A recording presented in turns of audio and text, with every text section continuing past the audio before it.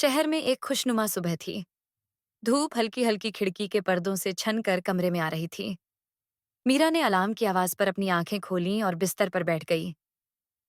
पिछले कुछ दिनों की घटनाएं उसके दिमाग में घूमने लगीं। ऑफिस में आरव के साथ काम करना उसके लिए आसान नहीं था, लेकिन उसे इस चुनौती को स्वीकार करना ही था।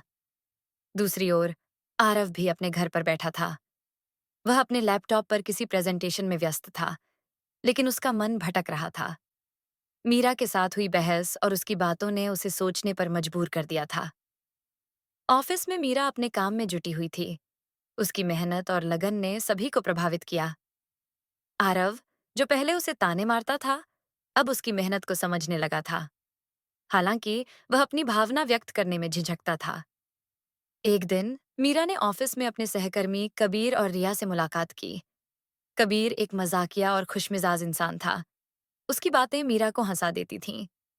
रिया, जो कि कबीर की अच्छी दोस्त थी, मीरा को जल्दी ही पसंद करने लगी। तुम दोनों काफी मजाकिया हो, मीरा ने मुस्कुराते हुए कहा। और तुम बहुत मेहनती हो, कबीर ने जवाब दिया। तीनों की दोस्ती जल्दी ही गहरी हो गई। आरव ने मीरा की बातचीत कबीर और रिया से देखी।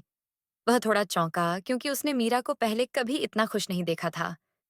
वह सोचने लगा कि क्या उसे मीरा के साथ अपने व्यवहार को बदलना चाहिए। एक दिन आरव ने मीरा को अपने केबिन में बुलाया। मीरा, मुझे तुमसे कुछ बात करनी है, उसने गंभीरता से कहा। जी, कहिए, मीरा ने जवाब दिया।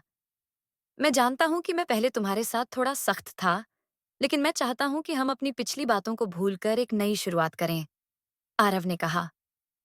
मीरा आरव की यह बात सुनकर थोड़ी हैरान थी, लेकिन उसने सिर हिलाकर हामी भर दी। कबीर और रिया ने आरव और मीरा के बीच दोस्ती की शुरुआत करवाने में बड़ी भूमिका निभाई। उन्होंने एक दिन दोनों को साथ लंच पर बुलाया। अरे भाई, ऑफिस की बातों को छोड़कर थोड़ा रिलैक्स करो, कबीर ने कहा। लंच के दौरान आरव और मीरा ने पहली बार बिना किसी बहस के आराम से बातचीत की। एक दिन मीरा को पता चला कि उसकी माँ की तबीयत ठीक नहीं है। वह ऑफिस से जल्दी घर चली गई।